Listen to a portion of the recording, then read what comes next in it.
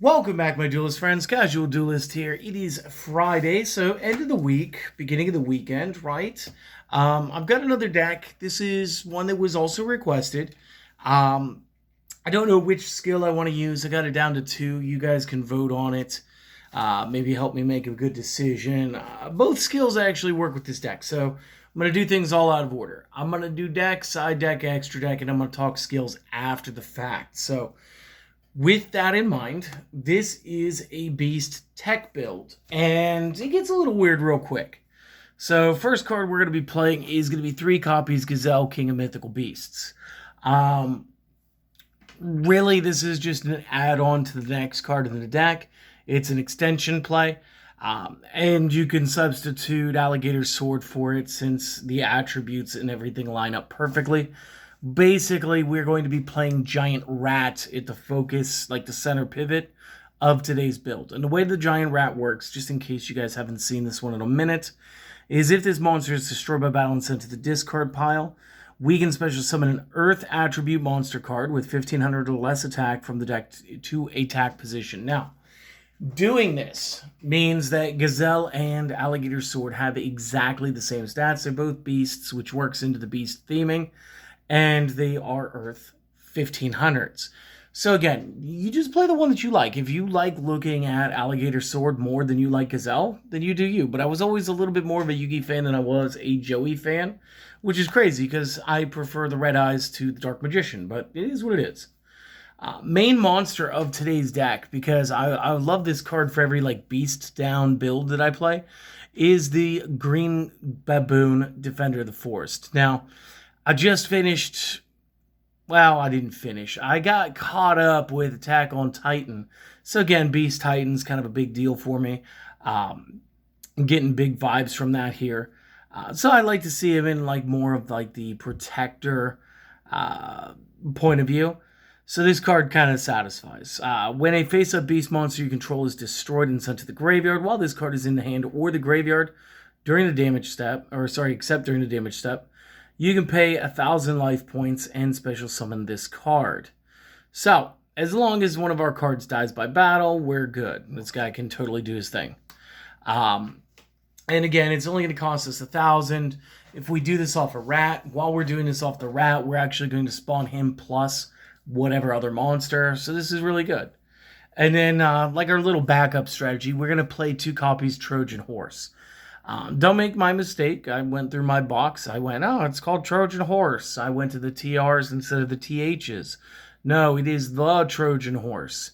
And what makes it special is just that, again, we stick to the Earth attribute, and it counts as 2 tribute materials for the summon of an Earth attribute card. So we can tribute a single Trojan Horse, and we can have the baboon fly out. I was a little bit disappointed to find out Trojan Horse had 100 points more than what I thought it had. Initially, I did think that this card had 1,500 for some reason, and I was going to hope to just play rats and Trojan Horses, and then like tack in like an Alligator Sword and a Gazelle just for giggles. But it ended up going the opposite way because it is 1,600 points. Of course, that's neither here nor there. Going to our spell lineup in this deck, I've got 2 copies Book of Moon. This is going to help us. Again, defenses tend to be weaker than offenses. And at some point, we need to make sure that the giant rats that are lined up are not going to get continually pelted. And we're going to run a triple MST for the back row. Again, since we're not running breakers, we're not running Chirons. I just want to have something that's going to go ahead and be effective. Next up, we're going to run 3 copies Horn of the Phantom Beast. I thought about putting Shrinks in here. I'm not going to lie to you. I thought about putting Shrinks, and I said, you know what would be more fun than playing Shrink? Is giving my deck the option to draw cards while getting more powerful. So the way that this works is I can target any beast or beast warrior that I control, equip this to that card. The monster that I have this equipped to will gain 800 attack value. So again, our weakest card here is the rat. The rat is 14. That means it'll go to 22. Gazelle will go up to 23. The Trojan Horse to 24. And just real quick, Baboon was 26 already. That'll make him 3,400 on a single copy of Horn. Now, these can stack, and I believe that the draw effect will also stack. So again, if you have multiples equipped to the same card, killing one monster equals multiple cards. And in my head, that was just more valuable than playing the Shrink. And then last up, rounded it off with 2 Sakuretsu armor. No need to go 3 in this. You'll see that I did put it in my side deck, so there's that. But it is what it is, right?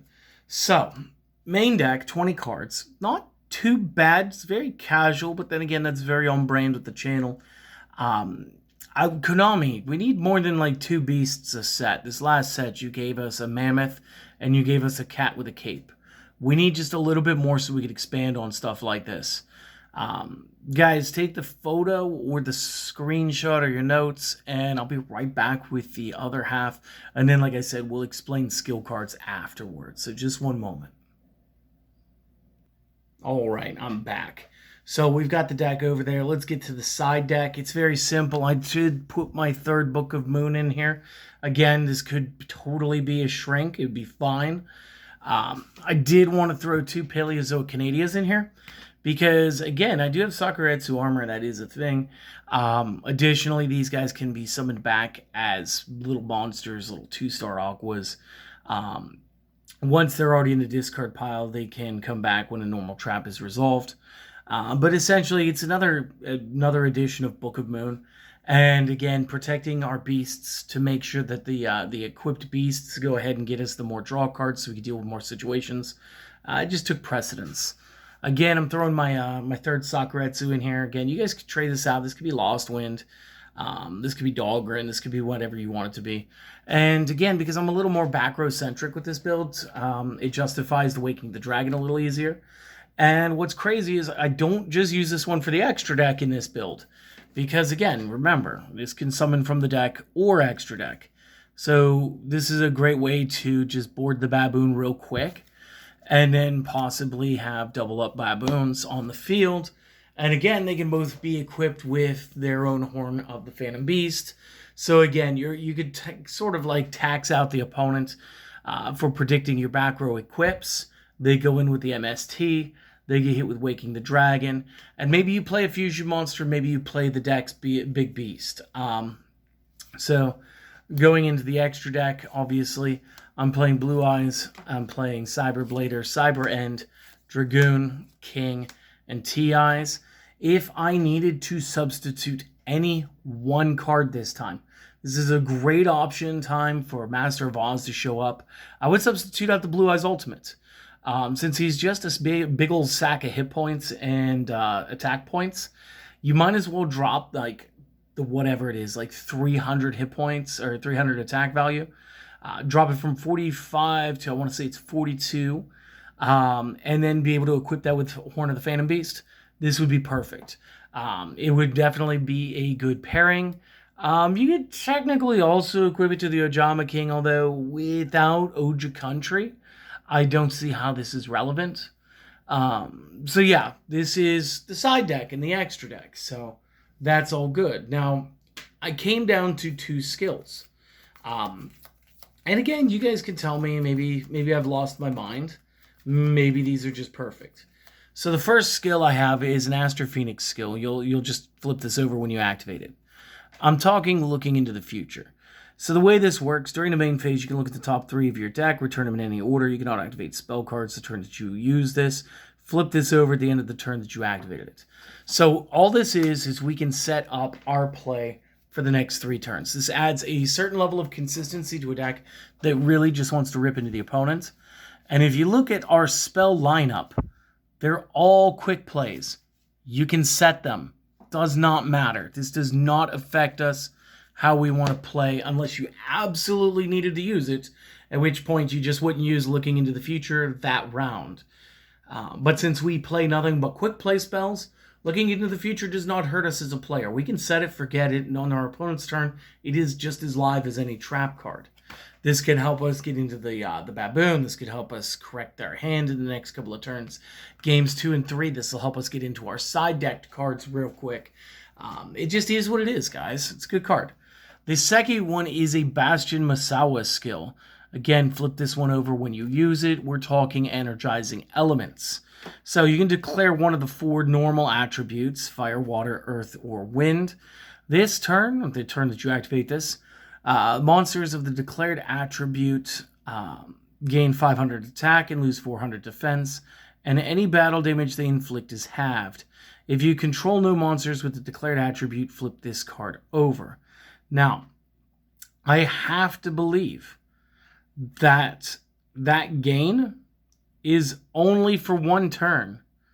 So I don't know why it matters that it should flip over unless you were to fusion summon or something else, like you're playing some weird deck, or maybe your opponent was able to somehow activate Ojama Duo, which doesn't exist in the format. Like, there would have to be some way of your opponent being able to either A, change the attributes on the field. Now, I don't think DNA transplant's in the game yet, or they would have to activate something in order to change the attributes on your side of the field.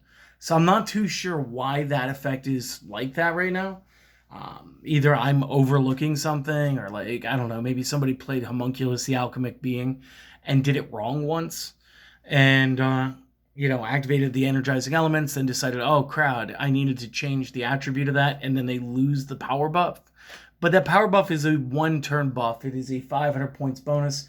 It's actually a rip-off play from early field spells, because we had like two levels of field spells. You had the early field spells, and then you had the super attribute one. So like you had Umi, which worked for some water monster typings, Aqua, Sea Serpent, Thunder, stuff like that.